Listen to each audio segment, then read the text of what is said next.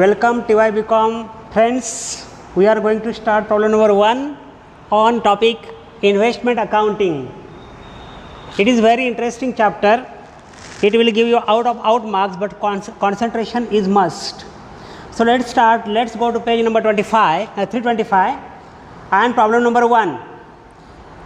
Miss Bhagwati entered into the following transactions of purchase and sales of 12% debentures of ₹100 each of Mansi limited. Miss Bhagwati एक investor आहे की जी मानसी लिमिटेडचे 12% डिबेंचरमध्ये deal करते प्रत्येक वेळेला. So which investment does she purchase, कोणत्या प्रकारची इन्व्हेस्टमेंट ती खरेदी करते, तर 12% debentures in Mansi limited. So you know very well that debentures are the fix interest giving securities, निश्चित दराने व्याज देणारी सिक्युरिटी आहे. त्याच्यामुळे आपल्याला इंटरेस्ट गिविंग सिक्युरिटीच्या पद्धतीने वर्किंग करावं लागणार आहे. Working is essential, very important, ते तुम्ही नीट शिकून घ्या. Interest is payable twice in a year on 30 June and 31 December every year. Interest 2 वेळा आकारलं जाते बघा. जरी 12 महिन्याचं व्याज असलं तरी वर्षातून 2 वेळा, म्हणजे 6 महिन्याचे 2 टप्पे आहेत. Interest is calculated twice in a year, 2 times in a year, that is on 30 June and 31 December every year. हे 2 वेळा व्याज विचारात घ्यावं लागणार आहे आठवणीने अगदी. आणि ट्रान्झॅक्शन्स आर ॲज अंडर, आणि त्यांनी तुम्हाला ट्रान्झॅक्शन्स दिलेले आहेत. ट्रान्झॅक्शन काही फार नसतात, पण मात्र कॉशियस असावं लागणार आहे. सुरुवातीला तुम्हाला प्रॉब्लेम सोडवण्यासाठी 45 मिनटं लागतील, पण नंतर प्रॅक्टिसने तुम्ही फक्त 15 मिनटामध्ये हा प्रॉब्लेम टॅकल करू शकता. Practice makes man perfect. बघा, तर सुरू करूया आपण. So the first transaction is given on 1st April 2012. 1 April 2012ला ओपनिंग बॅलन्स आहे. म्हणजे व्याजाचं वर्ष 30 जून आणि 31 डिसेंबर जरी असलं तरी पण ओपनिंग बॅलन्स मात्र 1 एप्रिलला आहे. सो पहिल्यांदा ओपनिंग बॅलन्स लिहून घेऊया. मिस भगवती हिचा अकाउंट आहे. ती 12% डिबेंचरमध्ये डील करते मानसी लिमिटेडच्या. तिला वर्षातून 2 वेळा व्याज मिळतं किंवा द्यावं लागतं. आणि ओपनिंग बॅलन्स आहे 1/4/2012. So opening balance, investment has debit balance. Investment ही ॲसेट आहे and all assets have debit balances. You know it very well, तुम्हाला चांगलं माहिती आहे.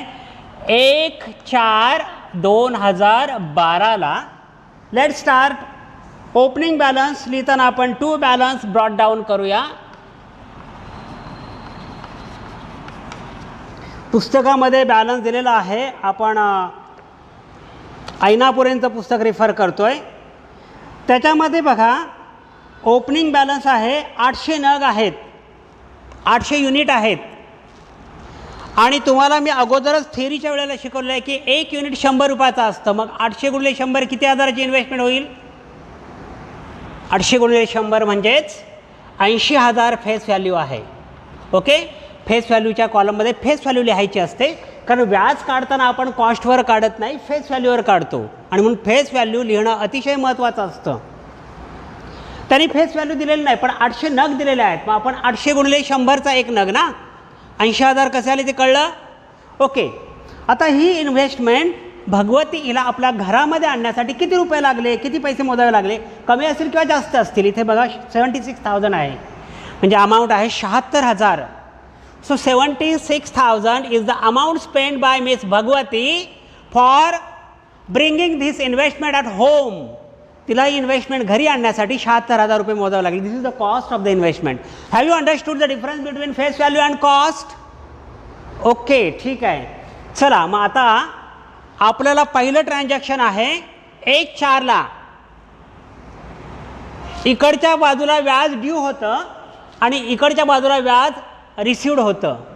त्याच्यामुळं ओपनिंग बॅलन्सवर व्याज ड्यू होणार आहे. ड्यू म्हणजे द्यावं लागणे आणि रिसिव्ड म्हणजे यावं लागणे किंवा मिळणारं. ओके, मग द्यावं लागणारं व्याज आहे. ओपनिंगवर नेहमी द्यावं लागतं आणि क्लोजिंगवर नेहमी मिळतं, हा नियम आहे. मग आता तुम्हाला व्याज काढावं लागेल का? व्याजाचा टप्पा कधी आहे? 30 जून आणि 31 डिसेंबर. आणि तुम्ही कधी उभे आहात? 1/4ला ना. मग किती महिन्याचं व्याज येणं बाकी आहे? You put on your thinking cap. किती महिन्याचं व्याज येणं आहे? शेवटचं व्याज कधी काढलं होतं? मागं जा, जरा मागं पावलं मागं टाका. शेवटचं व्याज कधी काढलं होतं? 31 डिसेंबरला. आपली मधली डेट किती आहे 1/4, म्हणजे किती महिन्याचं व्याज ड्यू आहे तर बघा जानेवारी, फेब्रुवारी आणि मार्च. एप्रिल पकडून चालणार नाही कारण 1/4 आहे. हे 3 महिन्याचं व्याज ड्यू आहे. ओके, 3 मंथ्स व्याज ड्यू आहे. कशावर व्याज काढणार? 80,000वर की 76,000वर? प्रॉब्लेम नंबर 1 आहे, नीट लक्ष द्या. बघा व्याज काढताना नेहमी फेस व्हॅल्यू म्हणजे दर्शनी मूल्यावर काढतात आणि प्रॉफिट किंवा लॉस काढताना कॉस्टवर काढतात. आपल्याला व्याज काढायचं आहे आणि त्याच्यामुळे ते याच्यावर काढावं लागणार. Understand? So working note number 1, working note शिवाय आपलं पानही हलणार नाही, लक्षात घ्या. Working note number 1, interest due आहे की रिसिव्ड आहे? इंटरेस्ट ड्यू आहे. डावीकडे ड्यू आणि उजवीकडे रिसिव्ड. मग आपण म्हणूया वर्किंग नोटचं नाव इंटरेस्ट ड्यू, व्याज देणं आहे. आता आपण पंच लाईन लिहू. कशावर व्याज देणं आहे? कशावर? You take decision. 80,000 की 76,000? I have just told you. कशावर? ऑन ₹80,000. किती टक्क्याने? ॲट द रेट ऑफ वर बघा 12% पर ॲनम. आणि किती महिन्याचं? For 3 months. आता हे 3 मंथ्स कुठून आले? जादू झाली की काय? 3 मंथ्स फ्रॉम शेवटचं व्याज कधी काढलं होतं? 31 डिसेंबर. जानेवारी, फेब्रुवारी आणि मार्च, कारण आपलं ओपनिंग 1/4ला आहे. मग for 3 months from to, from कधीपासून? From 1/12 to 1/4/12. चला कॅल्क्युलेट करा. व्याज कसं काढतात? 80,000 गुणिले किती टक्के? 12% म्हणजे 100 पैकी ना, गुणिले किती महिन्याचं? 3/12. ओके, बघा किती व्याज येते ते. Let's make calculation. 80,000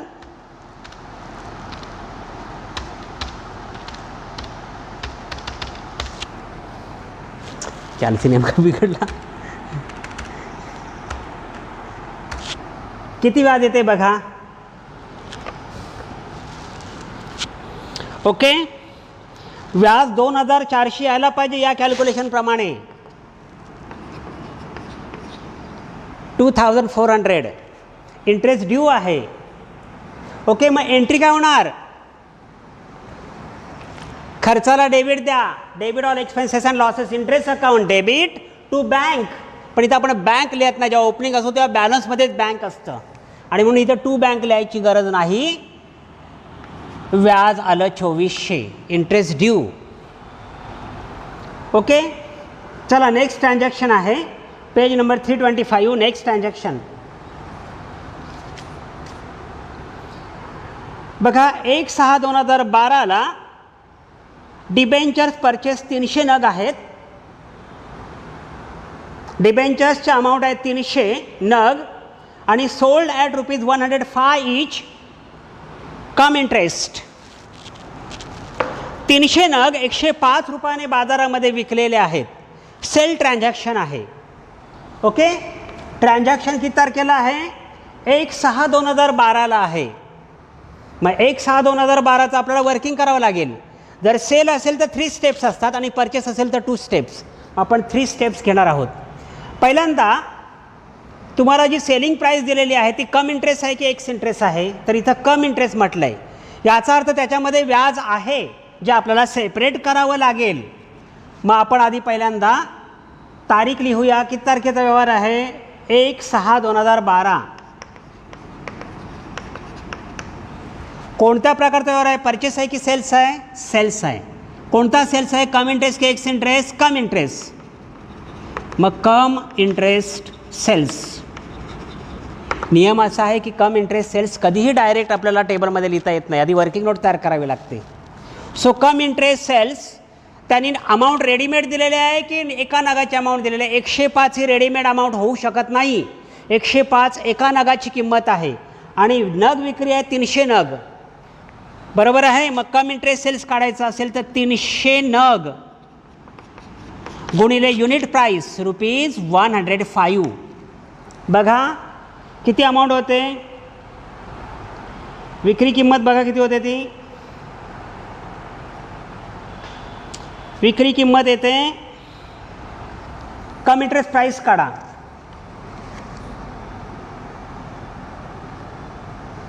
एक 6/2012 कम इंटरेस्ट प्राइस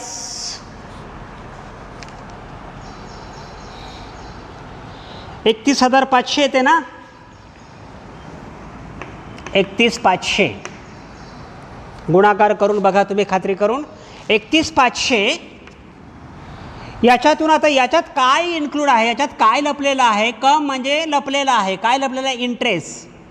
मग हे किती महिन्याचा इंटरेस्ट ह्याच्यात लपलं असेल 31,500 मध्ये. बरं, प्रत्येक वेळी तुम्ही वरती बघा 2 टप्प्यात, 30 जून आणि 31 डिसेंबर. तुम्ही कोणत्या तारखेला उभे आहात? 1/6ला. बरोबर आहे. 1/6ला विक्रीचा व्यवहार असल्यामुळे उजव्या बाजूला मी लिहितोय. 1/6ला तुम्ही बाय बँक विक्री केलेली आहे.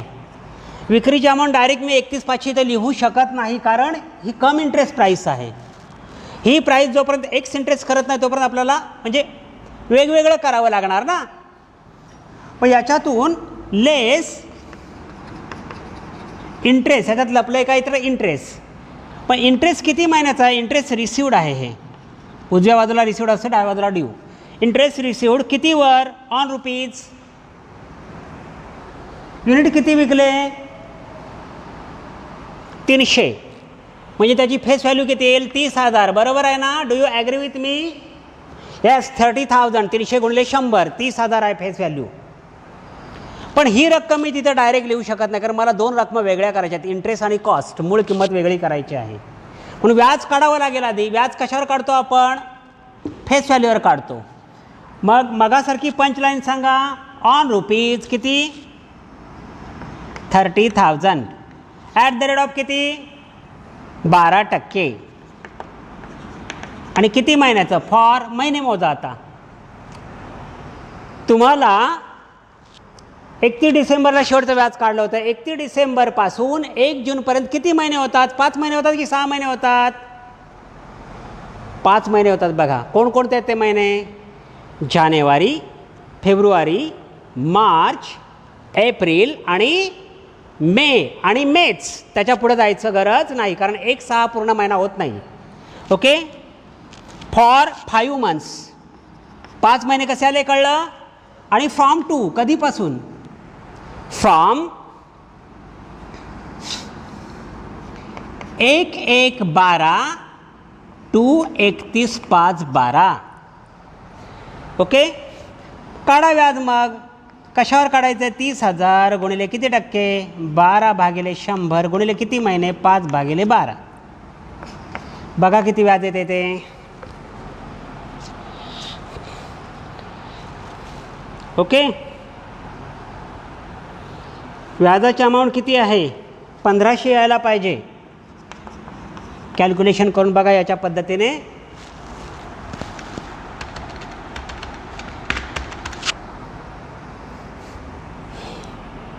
मग आता ही 31,500 वजा 1,500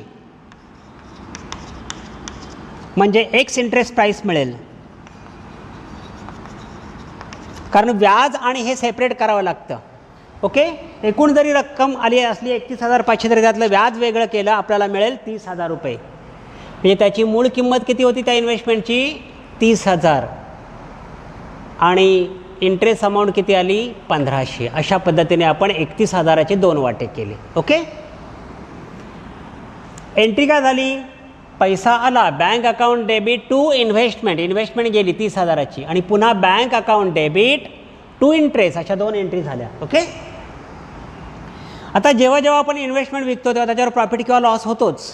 हा प्रॉफिट किंवा लॉस काढणार आहोत आणि तारीख आहे 1/6/2012. ही आपली तिसरी स्टेप आहे. स्टेप नंबर 1, स्टेप नंबर 2 आणि स्टेप नंबर 3 प्रॉफिट किंवा लॉस. त्याला आपण नाव देऊ प्रॉफिट और loss on sale of debentures. इन्व्हेस्टमेंटचं नाव आहे डिबेंचर. डिबेंचर विक्रीवर फायदा किंवा तोटा. कधी प्रॉफिट किंवा लॉस काढताना पहिली स्टेप आहे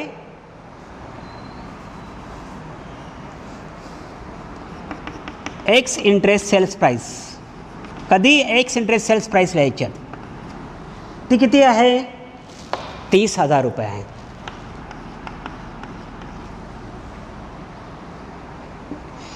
लेस कॉस्ट ऑफ इन्व्हेस्टमेंट सोल्ड.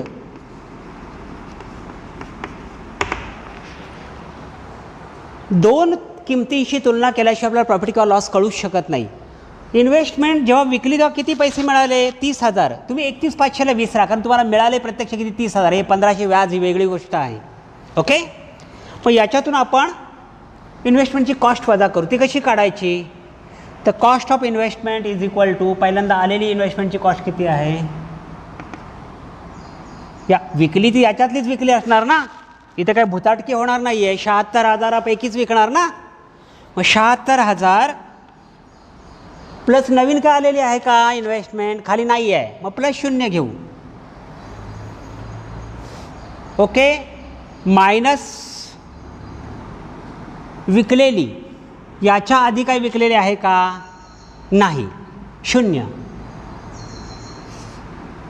म्हणजे अमाऊंट प्लस अमाऊंट, आलेली अमाऊंट मायनस गेलेली अमाऊंट, पण हे ह्या व्यवहाराच्या आधीची काहीच नाही आहे, भागिले आलेले नग. नग कसे काढणार, तर 2 0 कट केले की नग मिळतात 800.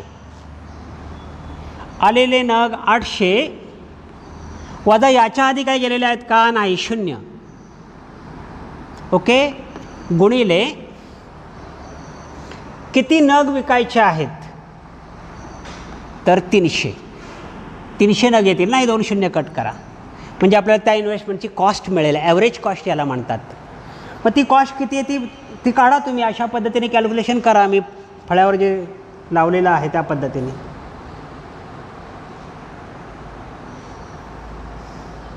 बघा, कॉस्ट त्याची यायला पाहिजे 28,500. आता दोन किमतीशी तुलना करता फायदा होईल की तोटा होईल. तुम्हाला विकून एखाद्या गोष्टीपासून 30,000 मिळाले आणि त्या गोष्टीवर आलेला खर्च 28,500 आहे, तर तो फायदा होतो की तोटा होतो, साहजिकच आहे, फायदा होतो, प्रॉफिट होतो. प्रॉफिट किती रुपये प्रॉफिट येतो आहे, 1,500. प्रॉफिट नेहमी इन्व्हेस्टमेंटच्या डेबिटला आणि लॉस नेहमी क्रेडिटला लिहितात. ओके, मग एंट्री काय होणार, 12% डिबेंचर अकाउंट डेबिट टू कुठला account, to profit and loss account. आता हा प्रॉफिट किंवा लॉस हा कॉस्टवर असतो नेहमी, त्याच्यामुळे त्याची पोस्टिंग कॉस्ट कॉलममध्ये होईल. डॅश डॅश आणि 1,500. It is very interesting. तारीख आहे 1/6/12. एकदा कळायला लागलं की सोपं होईल. आता पुन्हा दुसरं ट्रान्झॅक्शन बघू आपण. किती तारखेपर्यंत आपण पोहोचलो, आपण वर्ष सुरू केलं 1/4ला, 1/6पर्यंत आलो आहे. पुढचा ट्रान्झॅक्शन बघूया कधी येतो. Let's go to page number 325. पुढचा ट्रान्झॅक्शन आहे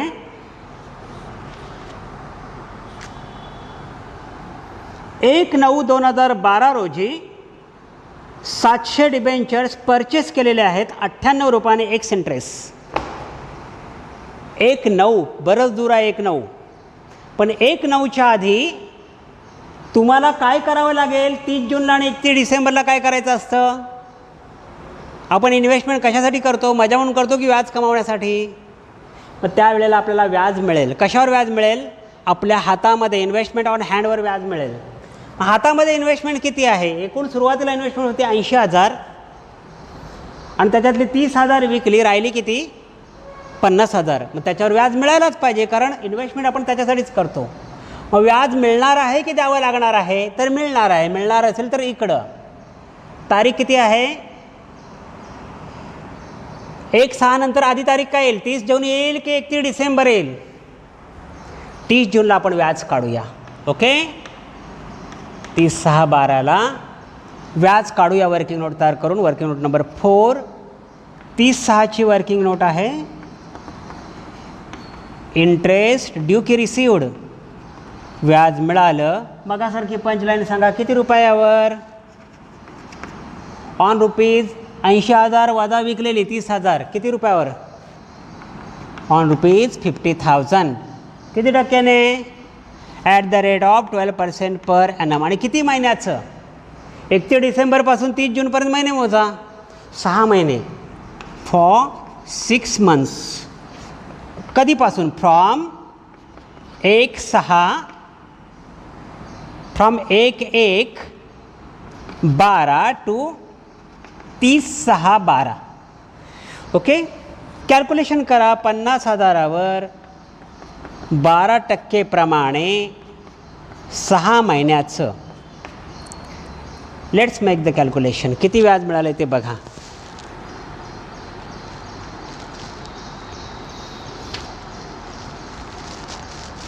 बघा किती? 3,000 व्याज येते का? 3,000 bye bank. WN working note number 4 प्रमाणे व्याज काढले आपण. फक्त व्याजाच्या कॉलममध्ये अमाऊंट येणार, एंट्री होणार, पैसा आला, bank comes in, bank account debit to काय? To interest account. ओके, कळलं का? पुढे बघा. 1/6 झालं, 30/6 पण झालं. 30/6चं आपल्याला त्यांनी सांगितलं नव्हतं व्याज काढा म्हणून, आपण स्वतः लक्षात ठेवायच्या असतात तारखा. त्याच्यानंतर इथं 1/9ला एक इन्व्हेस्टमेंट आलेली आहे. 700 नग आलेले आहेत debenture. Purchase at 98 each x interest. 700 नग आलेले आहेत. मग इन्व्हेस्टमेंट आली की गेली? आलेले आहेत म्हणजे डेबिट व्हॉट कम्स इन, आली. इकडे लिहूया आपण. इन्व्हेस्टमेंट विकत घेताना पैसा जातो. मग 12% debenture account debit to bank, पैसा गेला. इन्व्हेस्टमेंट आली आणि पैसा गेला, दोन गोष्टी घडतात ना एका वेळेला. तारीख किती आहे? 1/9/12. दोन स्टेप घेऊया. पहिल्यांदा किती नग विकले? किती नग आले? 700. आणि किती नाही आले? 98. पण प्राईस कम इंटरेस्ट नाही, मगासारखी कम इंटरेस्ट नाही आहे, एक्स इंटरेस्ट आहे. मग डायरेक्ट लिहू शकतो आपण. कम इंटरेस्ट असेल तर डायरेक्ट लिहायची नाही. मग करा ना गुणाकार. बघा 700 नग, 700 युनिट्स गुणिले 98 रुपयाला एक युनिट पडला. 98 गुणिले 7 करा गुणाकार. किती रुपयाची इन्व्हेस्टमेंट आली बघा.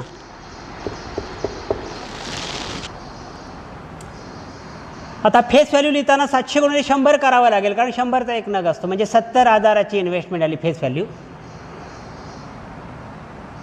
आणि गुणाकार मला वाटतं 68,600 येईल. 700 गुणिले 98. कॉस्टमध्ये कॉस्ट लिहूया आपण. 68,600. आता इन्व्हेस्टमेंट आपल्या हातात कधी आली? मिस भगवतीच्या हातात कधी आली? तर 1/9ला. मग ज्या माणसाकडून तिने खरेदी केली असणार बाजारातून, तो माणूस काय म्हणेल की मी ही इन्व्हेस्टमेंट 30 जूनला मी शेवटचं व्याज घेतलं होतं. त्याच्यानंतर काही महिने मी व्याज घेतलेला नाही, ते मला असू दे, व्याज दे मला, माझ्या व्याजावर माझा हक्क आहे. ती भगवतीकडून व्याज मागेल. मग किती व्याज देणं आहे त्या भगवतीला बाकी? तेव्हा तुमच्या इन्व्हेस्टमेंट ताब्यात येईल. 30 जूनला शेवटचं व्याज घेतलं होतं. 30 जूननंतर 1/9पर्यंत किती महिने होतात? कॅल्क्युलेट करूया. जुलै, ऑगस्ट,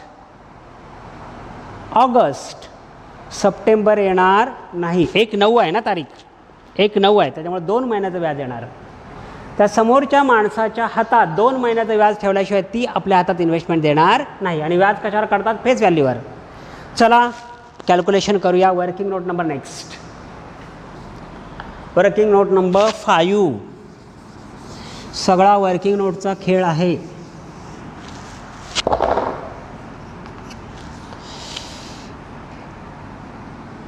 तारीख बोला. 1/9/12. वर्किंग नोटमध्ये इंटरेस्ट ड्यू आहे की इंटरेस्ट रिसिवड आहे? इंटरेस्ट ड्यू, व्याज देणं आहे. इकडच्या बाजूला ड्यू आणि तिकडं रिसिवड असतं. पंचलाईन सांगा. किती रुपयावर? On rupees face value 70,000. किती टक्क्यांनी? At the rate of 12% per annum. किती महिन्याचं? 30 जूनपर्यंत व्याज हे सर्वश्रुत आहे, आपण काढलेलंच आहे. जुलै आणि ऑगस्ट फॉर 2 मंथ्स. कधीपासून? फ्रॉम 1/7/12 टू 31,812 कारण 1,9चं व्याज येणार नाही. करा कॅल्क्युलेशन. 70,000 गुणिले 12% गुणिले 2 महिने. कितीपैकी 2 महिने? 12पैकी 2 महिने. पृथ्वीवर 12 महिन्याचं वर्ष असतं. काढा व्याज. सोपं आहे. 1400 रुपये व्याज येते ना. हे 1400 रुपये व्याज XYZला द्यावं लागणार. आपली भगवती देईल इन्व्हेस्टमेंट ताब्यात घेताना. Whenever we purchase the investment we have to pay the interest if it is applicable to the person from whom we buy the investment. ज्या व्यक्तीकडून आपण इन्व्हेस्टमेंट खरेदी करतो त्या व्यक्तीला आपल्याला व्याज द्यावं लागतं आणि आपल्या ताब्यात इन्व्हेस्टमेंट आल्यावर आपल्याला व्याज मिळत असतं. ओके. किती व्याज द्यावं लागणार आहे? 1400. ओके. इथेही प्राईस एक्स इंटरेस्ट आहे म्हणजे इन्व्हेस्टमेंट पडताना ती व्याज एवढा आणि मुद्दल एवढं द्यावं लागेल. ओके. 1/9 नंतर पुढची तारीख बघूया. दोन्ही स्टेप्स घेतल्या. 68,600 पहिली एंट्री झाली. इन्व्हेस्टमेंट अकाउंट डेबिट म्हणजे 12% debenture account debit to bank. दुसरी एंट्री झाली interest account debit to bank. एकावर आपण एकावर टू बँक लिहायची गरज नाही. ओके. दोन्ही ट्रान्झॅक्शन झाली. दोन्ही स्टेप झाल्या. पुढची स्टेप 1/9 नंतर पुढची स्टेप आहे 1/12ला. 1/12ला 400 units are purchase at 108 rupees cum interest. 400 नग नवीन विकत घेतलेले आहेत आणि एका नगाचा भाव पडलेला आहे 108 रुपये. पण प्राईस कशी आहे? कम इंटरेस्ट आहे. जरा सावध राहा. कम इंटरेस्ट आलं की त्याच्यात काहीतरी लपलेलं आहे, लक्षात ठेवा. मग कम इंटरेस्ट प्राईस आपण काय करतो? आधी एक्स इंटरेस्ट करतो. आपला नियमच आहे. कारण कम इंटरेस्ट प्राईस डायरेक्ट लिहू शकत नाही. चला वर्किंग नोट नंबर 6. किती तारखेला आहे ट्रान्झॅक्शन? तर 1/12ला. 1/12/12 परचेस आहे की सेल्स आहे? परचेस आहे. कुठली परचेस आहे? कम इंटरेस्ट की ex interest? Cum interest. So first we shall write cum interest purchase price.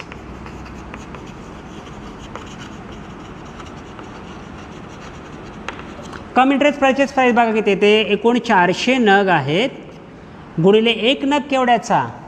108. म्हणजे टोटल कम इंटरेस्ट प्राइस किती होते बघा. कॅल्क्युलेशन करा. कारण ही प्राइस जोपर्यंत आपण एक्स इंटरेस्ट करत नाही तोपर्यंत आपण लिहू शकत नाही ना. ओके.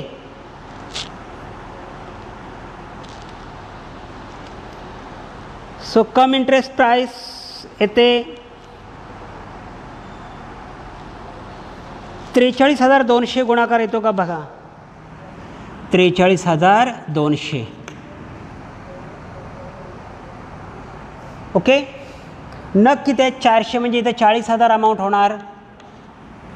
100 रुपयाचा एक नग आहे आणि तारीख आहे 1/12/12.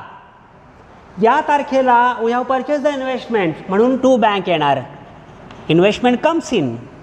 So investment account will be debited 12% debentures in माणसे limited account debit to bank 40,000. 40,000 face value आहे. पण ही अमाऊंट आपण डायरेक्ट इथे लिहू शकत नाही because it is cum interest price. Now we never write cum interest price directly. या cum interest प्राइसमध्ये interest किती आहे, व्याज किती आहे ते वेगळं करावं लागणार. We have to separate the interest amount from cum interest price. So less interest hidden in it. आता व्याज काढायचं असेल तर 40,000वर काढलं जाणार. किती महिन्याचं व्याज सांगा बघू. शेवटचं व्याज कधी काढलं होतं? 30 जूनला काढलं होतं की नाही. 1/12च्या आधी डिसेंबर येईल की जून येईल? मागे गेलात तर जून ना. मग जूनपासून 1/12पर्यंत महिने किती होतात बघा. 1 July, August, September, October, November and November. 5 months only. Okay. So interest on rupees, punchline सांगा, on rupees 40,000 at the rate of सांगा किती. At the rate of 12% per annum आणि महिने सांगा फॉर 5 months. 5 months कोणते? फ्रॉम टू सांगा. From 1/6/12 to 30 11-12 November 12 ना, 30 November, 1-12 म्हणजेच 30 नोव्हेंबर. ओके, असे 5 महिने आहेत. कॅल्क्युलेशन करूया. 40,000 गुणिले 12%, टक्के म्हणजे 100पैकी असतात, गुणिले किती महिन्याचं व्याज, how many months interest, 5/12. You make the calculation and tell me. मला सांगा बराबर, कॅल्सी असेल तुमच्याकडे, किती व्याज येतं आहे. You make the calculation.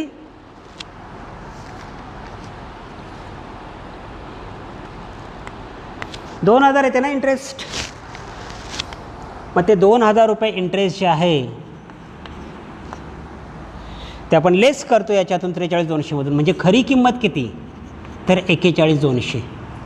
आपण आता सेपरेट केलेलं आहे. मुद्दल आणि व्याज हे सेपरेट करावं लागतं. We can never directly write the cum interest price. Cum interest price आपण डायरेक्टली लिहू शकत नाही. तुम्हाला मी अगोदर सांगत आलो. म्हणजे कुठली प्राईस लिहायची, खरी प्राईस आहे 41,200. मग 2,000 काय आहे, तर 2,000 व्याज आहे. Okay, we have separated. Purchase करताना 2च स्टेप्स असतात, मुद्दल रक्कम आणि व्याज रक्कम. तर पुढचा व्यवहार बघा. 1/12 नंतर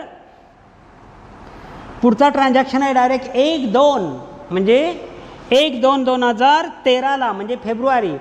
पण तोपर्यंत आपले व्याज घेण्याची वेळ आलेली आहे. ही तारीख विसरून चालणार नाही, कारण 1/12 नंतर 1/2ला आपण नाही डायरेक्ट जाऊ शकत. आधी पहिल्यांदा वर बघावं लागेल. 31 डिसेंबरला आपण इन्व्हेस्टमेंट केलं म्हणजे व्याज मिळणार. आपला वर्किंग नोट तयार करूया. इंटरेस्ट रिसिव्ड, तारीख आहे, वर्किंग नोट नंबर आहे 7.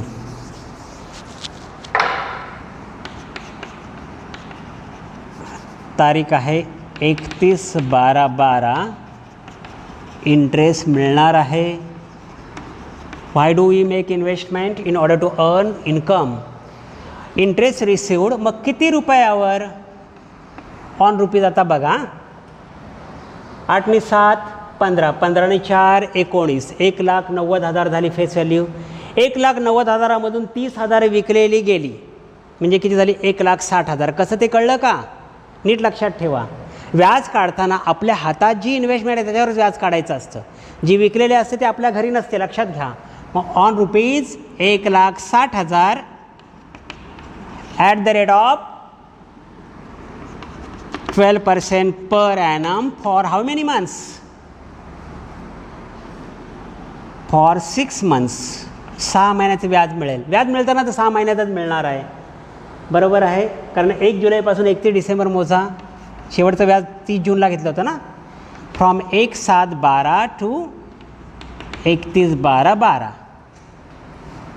ओके, 1,60,000 गुणिले 12% गुणिले 6 महिने भागिले 12, बरोबर व्याज बघा किती येते ते. 1,60,000वर व्याज 9,600 यायला पाहिजे. हाफ इयरली इंटरेस्ट आहे. येते का 9,600. You make it sure bye bank. यावेळी दुसरं काही व्यवहार नाही आहे. WN7 वर्किंग नंबर 7मध्ये दिलेला आहे. 9,600 एवढं व्याज मिळालेलं आहे. इकडं पण डॅश आणि इन्व्हेस्टमेंट आली पण नाही आणि गेली पण नाही.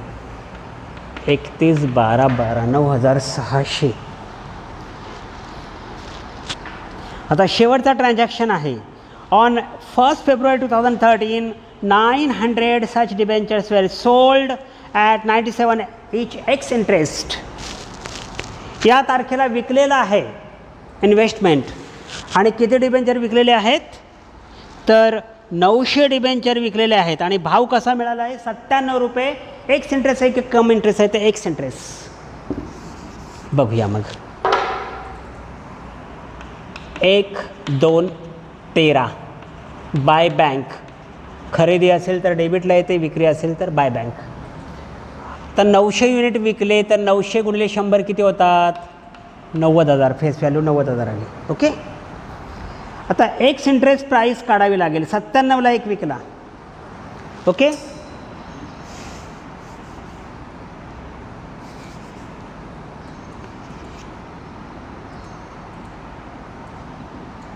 एक 2/13 एक्स इंटरेस्ट सेल्स.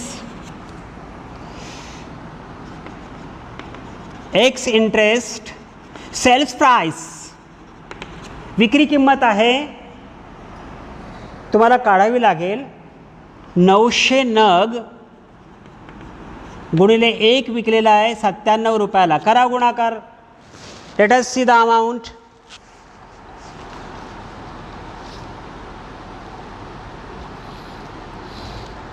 $87,300 येतात का?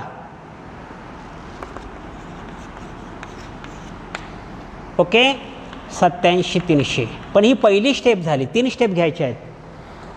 प्रत्यक्ष मिळालेली रक्कम 87,300 आहे, पण ही विक्री कितीला? 1-2ला. म्हणजे आपल्या भगवतीने किती महिने तिला सांभाळून ठेवली? तर 1 महिना, कारण 31 डिसेंबरपर्यंत व्याज घेतलं होतं, म्हणजे जानेवारी फेब्रुवारीमध्ये विकली ना. 1 महिन्याचा भगवतीला व्याज मागण्याचा हक्क आहे. कुणाकडून? समोरच्या पार्टीकडून. किती हजारावर? 90,000वर. काढूया का व्याज? ओके. सो 1-2-13ला इंटरेस्ट ड्यू की इंटरेस्ट रिसिवड?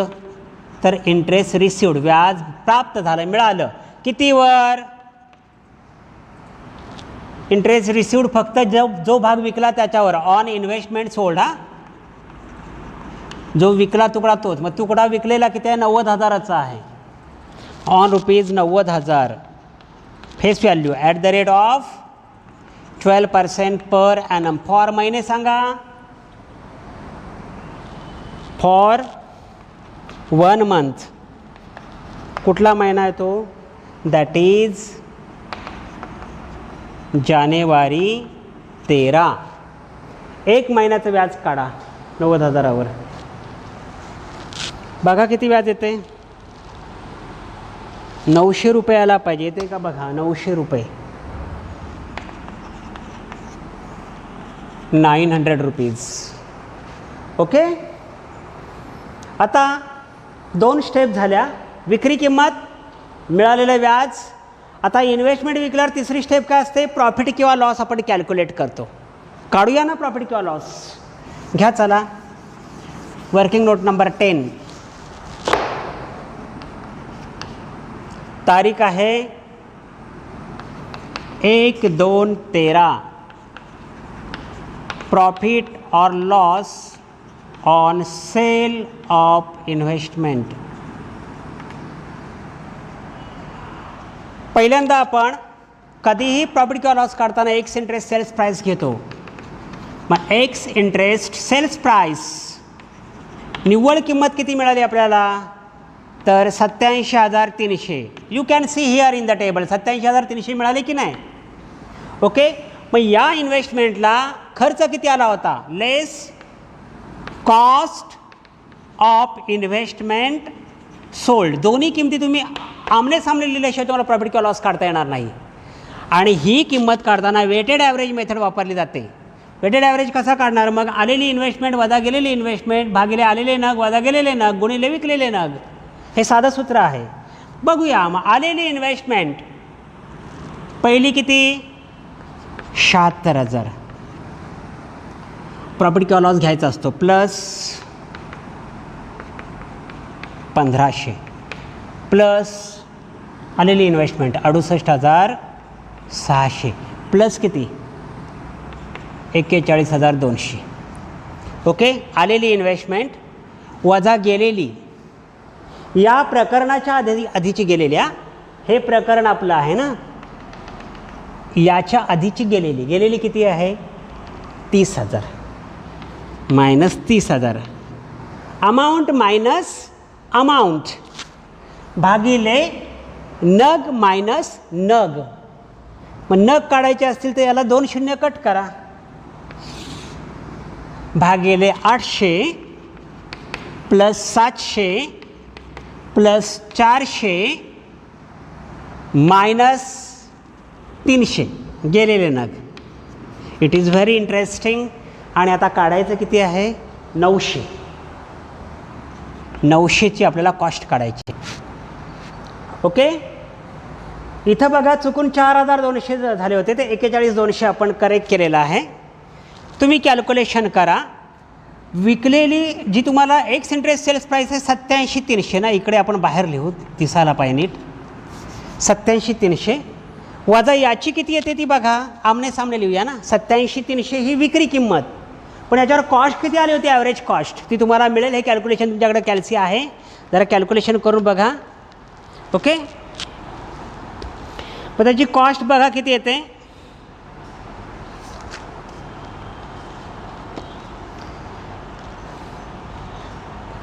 कॉस्ट यायला पाहिजे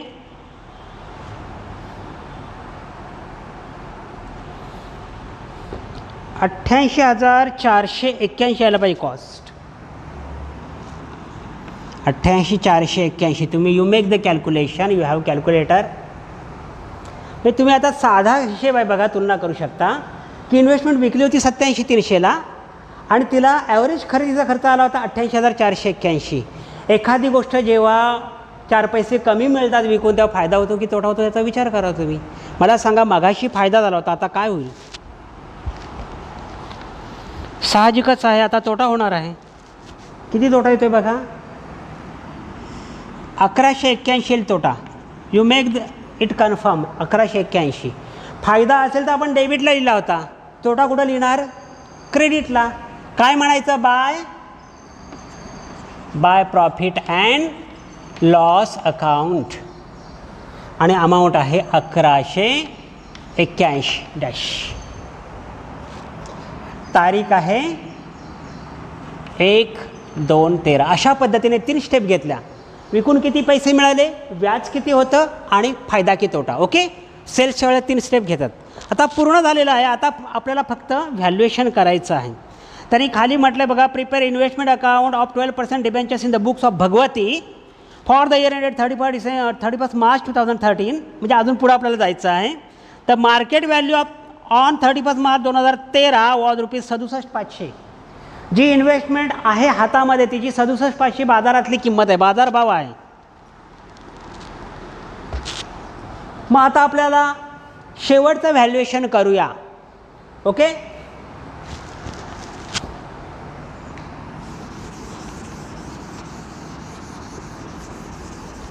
मग आता व्हॅल्युएशन करताना पहिल्यांदा आपल्याला हे वर्ष 31/12लाच क्लोज करायचं आहे की 31 मार्चला क्लोज करायचं आहे.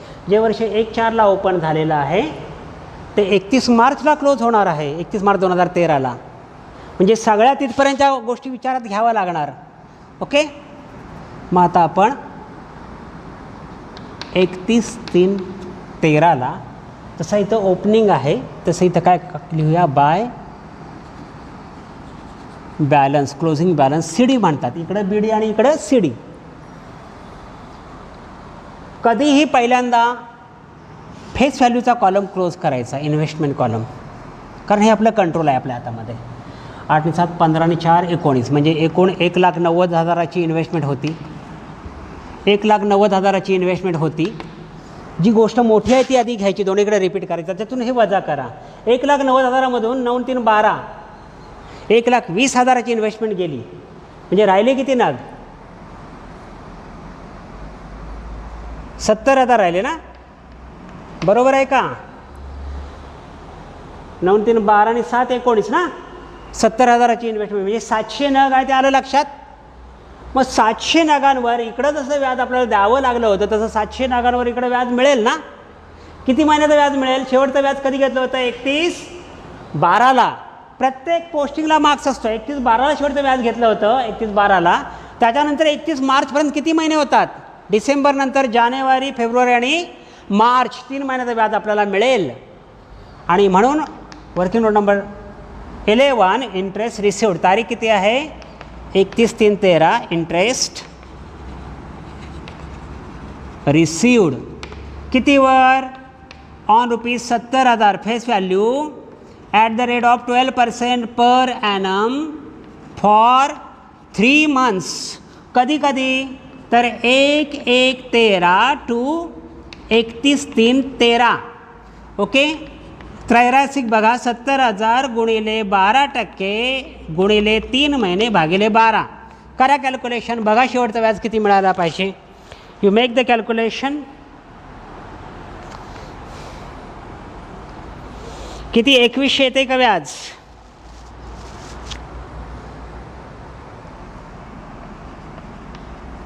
ओके, 2100 रुपये व्याज आहे. आता आपण फक्त शेवटची वर्किंग नोट राहिलेली आहे, व्हॅल्युएशन ऑफ इन्व्हेस्टमेंट. जेव्हा मार्केट प्राईस देतात तेव्हा आपल्याला कॉस्ट प्राईस काढावीच लागते. Okay, working note number 12. किती तारखेला? 31/3ला ही व्हॅल्यू काढायची आपल्याला. ओके, 31/3/13ला व्हॅल्युएशन ऑफ इन्व्हेस्टमेंट. मग पहिल्यांदा आपल्याला कॉस्ट ऑफ इन्व्हेस्टमेंट काढावी लागेल. कॉस्ट कशी काढतात? तर आलेली investment is equal to 76,000 plus 1,500 plus 68,600 plus 41,200. आलेली इन्व्हेस्टमेंट मायनस गेलेली मायनस 30,000 मायनस गेलेली पुन्हा 87,300 मायनस गेलेलं 1,181. उलटी बाजू ना. ओके, भागिले आलेले नग 800 कसं आले ते कळलं ना. प्लस 700 प्लस 400 मायनस गेलेले नग 300 मायनस 900 गुणले कितीचे काढायचं आहे? 700. इथं तुम्हाला कॉस्ट मिळाली, प्रॉब्लेम आपोआप टॅली होईल. जर सगळं बरोबर असेल तरच टॅली होईल.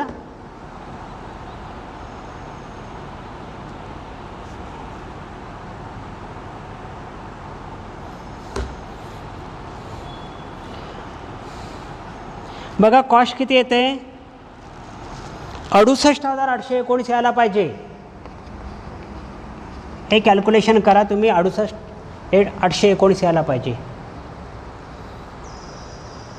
ओके, पण बट मार्केट व्हॅल्यू किती दिलेली आहे? बट मार्केट व्हॅल्यू इज ₹67,500 ना. दोघांची तुलना करा. कोण मोठा आहे? 68,819 की 67,500? जी कमी असेल ते घ्यायचं. मग तुम्हीच सांगा काय कमी घे? कॉस्ट कमी आहे की मार्केट व्हॅल्यू कमी आहे? कधीही अकाउंटमध्ये सेफ राहायचं असतं. मग सेफ राहण्यासाठी काय करावं लागेल? उगाच आपली व्हॅल्यू फुगवून ठेवून चालणार नाही. 67,500 लिहावं लागेल. बाजारामध्ये अचानक मंदी आल्यामुळे आपली बाजारातली व्हॅल्यू जी आहे ह्याची इन्व्हेस्टमेंटची ती 67,500 आहे. याचा अर्थ पुन्हा एकदा लॉस होईल. तो किती लॉस होईल ते मला सांगा. 68,819 आणि 67,500 याच्यातला फरक तुम्हाला काढावा लागेल. किती येतोय? 1,319 ना. तरच प्रॉब्लेम आपला टॅली होईल. किती फरक येतोय? 1,319. मी अगोदरच प्लॅनिंग करून ठेवले. लॉस आलाच तर दाखवायचा असतो. बाजारातली किंमत कधीही कमी होऊन चालत नाही. इथं कमी झाली म्हणून कमी आहे ती लिहावी लागली. कॉस्ट कमी चालते पण मार्केट व्हॅल्यू कमी चालत नाही आणि म्हणून लॉस दाखवावा लागतो. So we have to show the loss. आणि म्हणून पुन्हा एकदा लॉस असेल तर क्रेडिटला दाखवतात by profit and loss account. तारीख किती आहे? 31/3/13चा हा भाव आहे. बघा आता टॅली व्हायलाच पाहिजे. प्रॉब्लेम कितीने टॅली होईल तो सांगतो. 0 0 7 2 8 5 13 3 चला 1 1 1 2 8 10 11 6 17 7 चला 1 4 15 11 7 18 1,87,300. त्यांचं पण तेवढंच पाहिजे. 1,87,300 करेक्ट आहे. याची पण बेरीज तुम्ही बघा तेवढीच येईल. 1,87,300. 1 रुपयाचा पण फरक येणार नाही. आता शेवटची स्टेप आहे. तुम्ही आता गणित करा. व्याज जास्त मिळालं आहे की व्याज कमी? व्याज जास्त नेहमी मिळतं ना. व्याज कमी द्यावं लागतं बाहेर, कारण इन्व्हेस्टमेंट त्याच्यासाठीच करतो. त्याची एकूण बेरीज करा. एकूण व्याज किती मिळाले ते बघा. त्याची बेरीज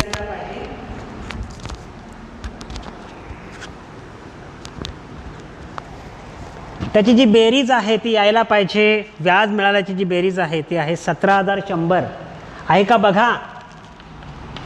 पुस्तकाप्रमाणे 17,100 दिलेलं आहे. मला वाटते बेरीज येईल. आपण काय कॅल्क्युलेशन कुठलं मिस केलेलं नाही आहे.